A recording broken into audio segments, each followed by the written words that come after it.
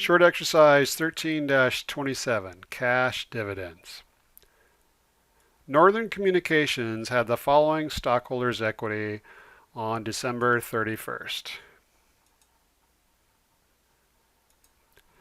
Notice they have a preferred stock and they have a common stock.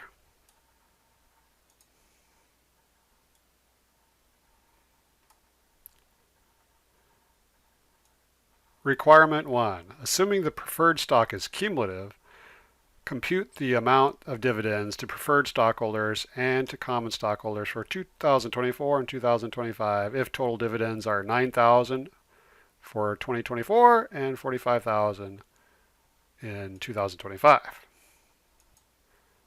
Notice it said that the preferred stock dividend is cumulative. That means if the company skips the dividend, they have to pay the preferred dividend that was missed before they can pay the common stockholders their dividend.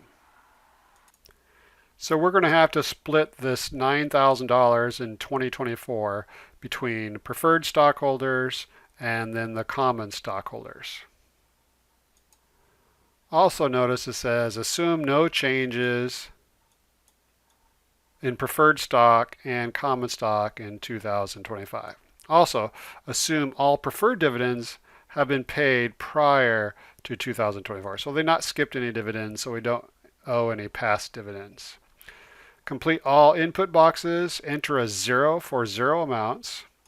And for the current year preferred dividend, be sure to enter the calculated dividend on the current year dividend line and the paid out dividend on the total dividend to preferred stockholders line. All right.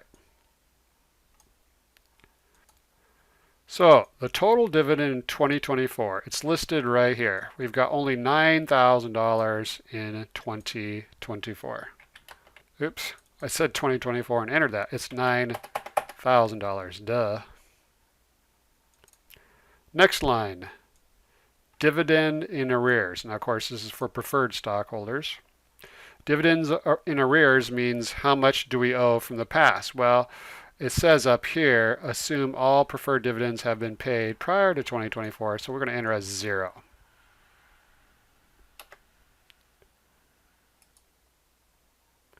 The next line, the current year dividend. Now remember, this is for the preferred stockholders.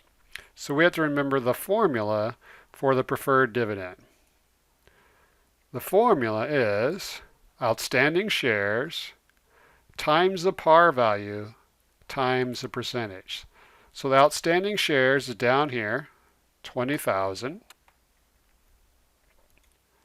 The par value is right here, 11. And the percentage is the 5%.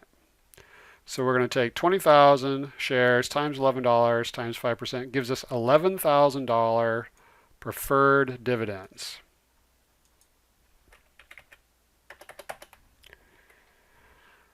Next line, total dividend to preferred stockholders.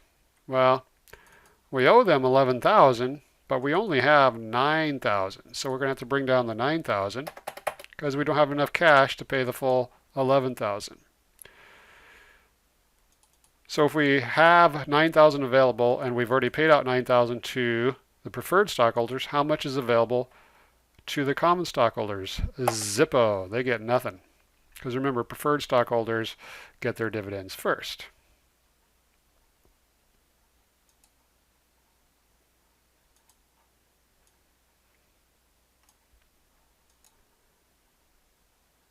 So now the year is 2025. Let's see how much we have available for 2025.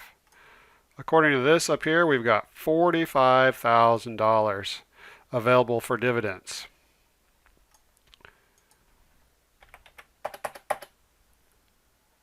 Now dividends, next line, dividends in arrears. This is how much dividends are we behind.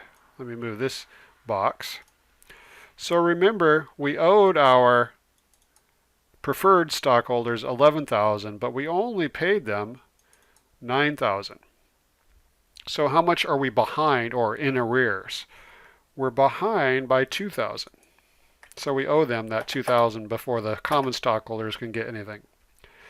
And then we need to calculate the current dividend. Again, it's the same calculation that we did up here, which was outstanding shares times the par value times the percentage gives us $11,000. So I'm going to plug in 11,000 here. And then it says total dividend to preferred stockholders. Well, we're going to give them the normal amount because we have enough money. So we're going to give them 11,000 plus the 2,000 that we owe them in past dividends that we skip. So this is going to be 13,000.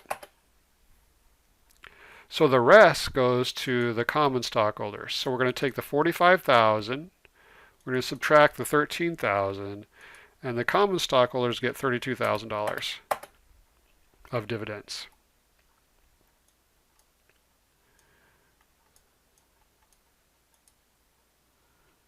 Check my answer. We're excellent. Requirement 2. Record the journal entries for 2024, assuming that Northern Communications declared the dividend on December 1st for stockholders of record on December 10th. And then they're going to go ahead and pay the dividend on December 20th. So remember, this is the key. We're only going to do the journal entries for 2024. So 2024, remember, we're only going to pay $9,000 of dividends, and only the preferred stockholders are going to get those dividends. So we know, I'm going to just double click the 9,000 so I can copy and paste. So the debit and the credit are $9,000 each. So the debit account is the account called cash dividends. It's a contra equity. So it's lowering equity by debiting it because equity increases with a credit. Now notice this is on December 1st where we're declaring the dividend. We're not actually paying the dividend yet. So the date that the company says, well, we promise to pay you this dividend in a couple of weeks, you have to have a liability.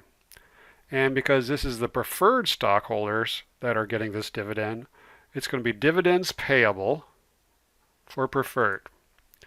And so we're increasing a payable, which is a liability, and they increase on the credit side. So the explanation is declared a cash dividend.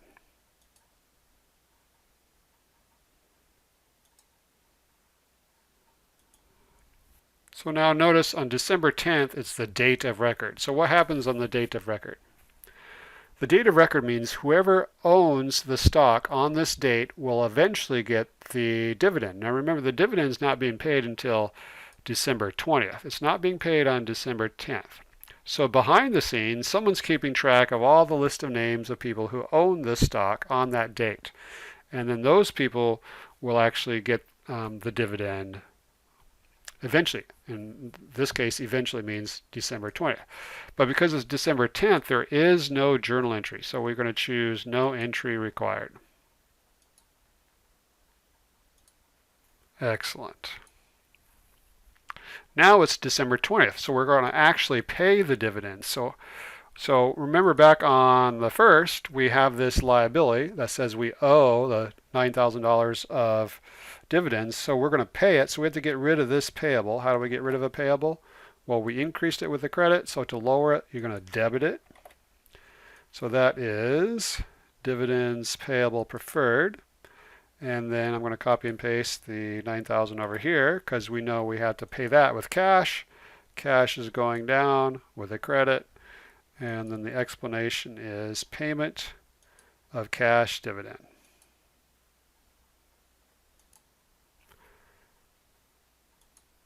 And that's it.